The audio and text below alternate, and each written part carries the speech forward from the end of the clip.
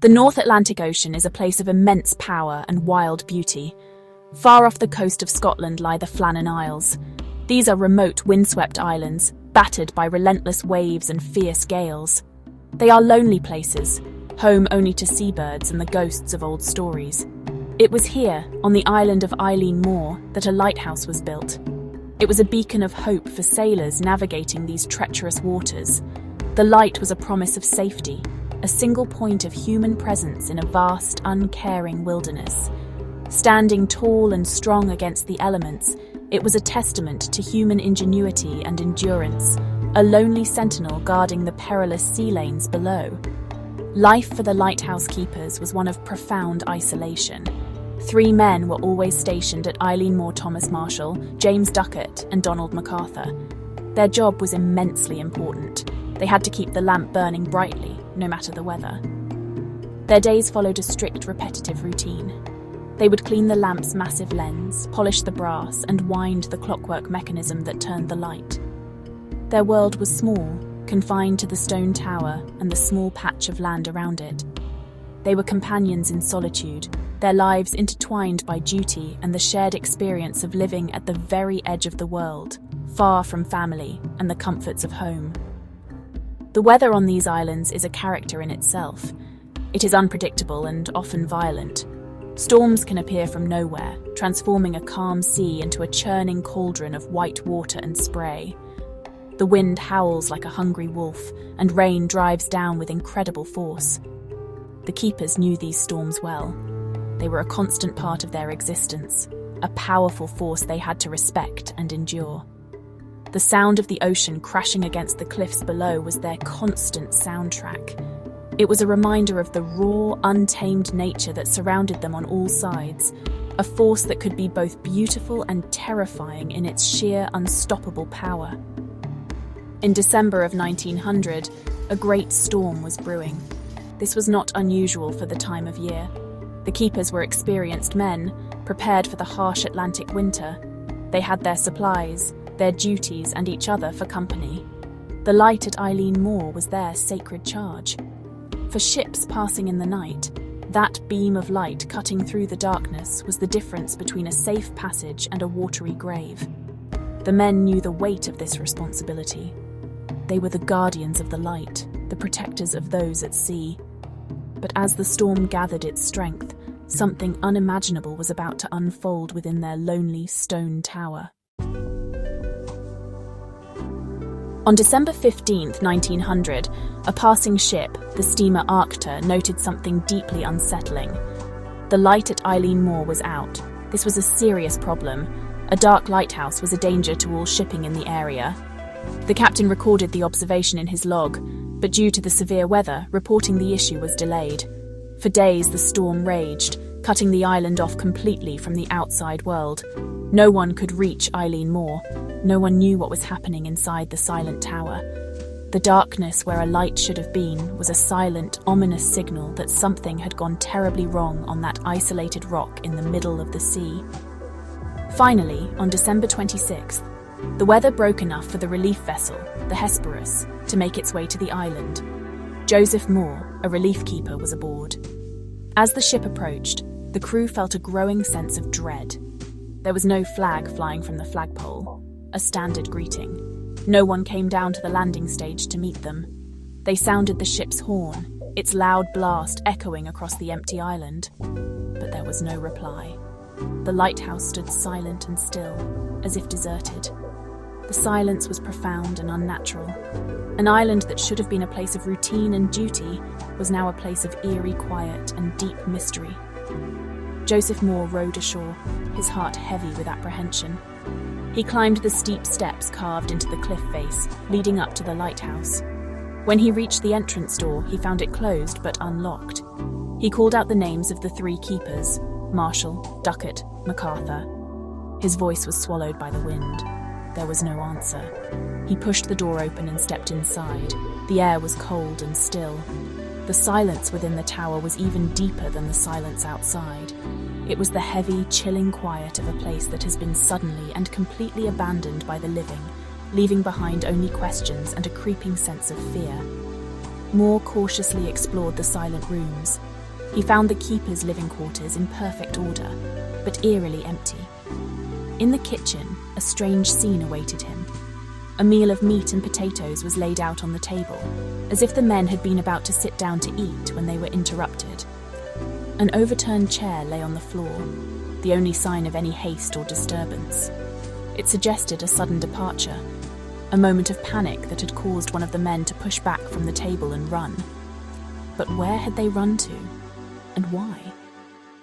The abandoned meal was a disturbing clue, a snapshot of the very last normal moment before everything changed forever. The clues left behind only deepened the mystery. Inside the lighthouse, the keepers' beds were unmade, and the clock had stopped. Everything seemed to point to a routine day that had been abruptly cut short. One of the most puzzling discoveries was related to their outdoor clothing. 2 sets of oilskins, the heavy waterproof coats essential for facing the Atlantic weather, were missing.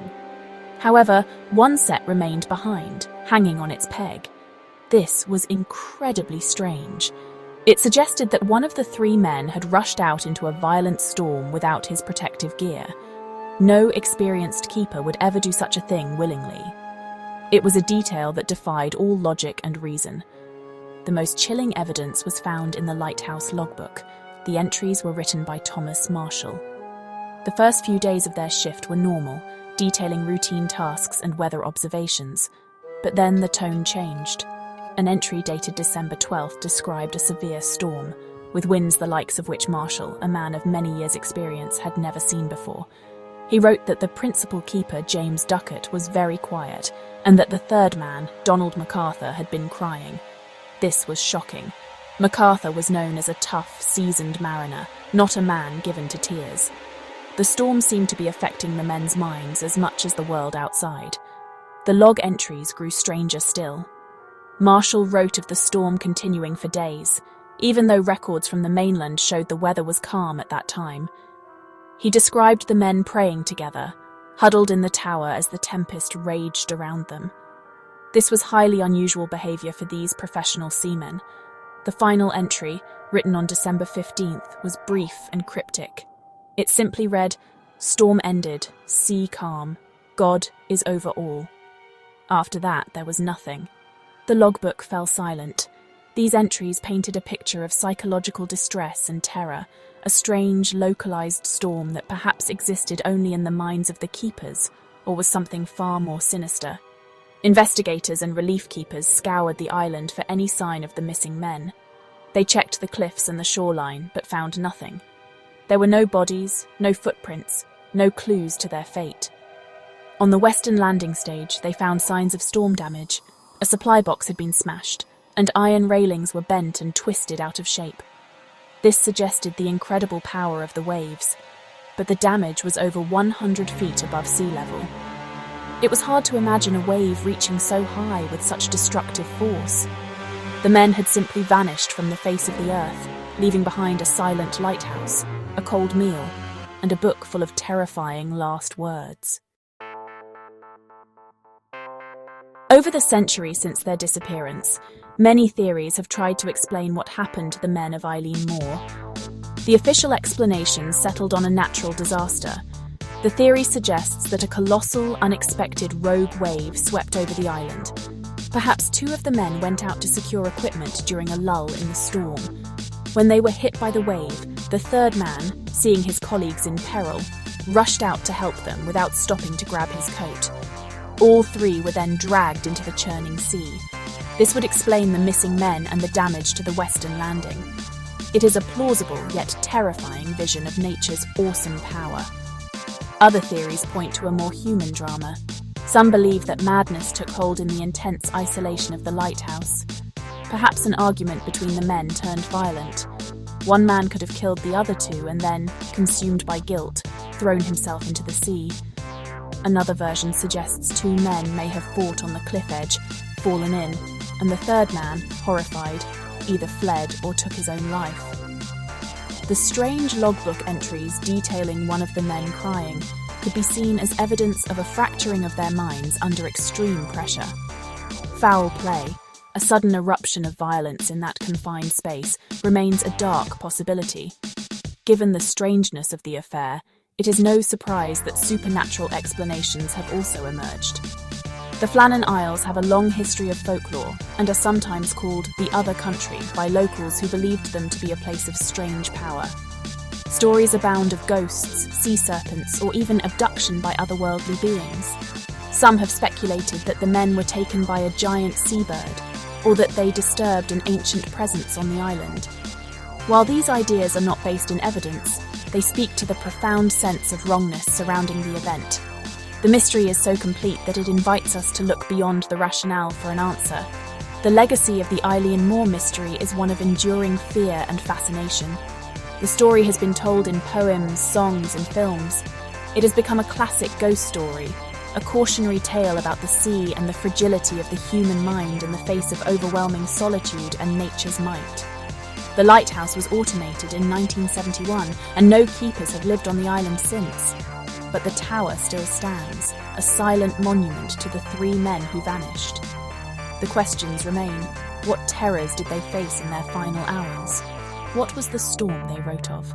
We will likely never know the truth. The silence of Eilean Mor keeps its secrets, and the fate of the keepers remains a chilling, unanswered whisper on the wind.